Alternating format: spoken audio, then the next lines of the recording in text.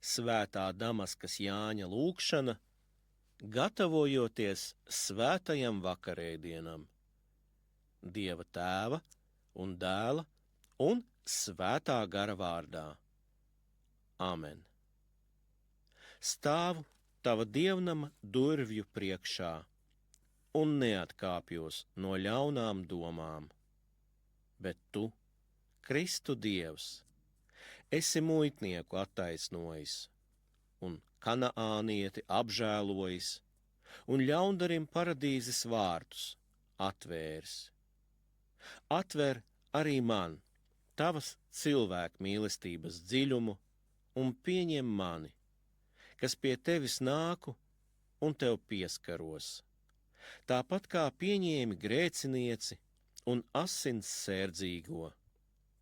Pirmā, tavu drēbju vīli aizskārusi, uzreiz saņēma dziedināšanu.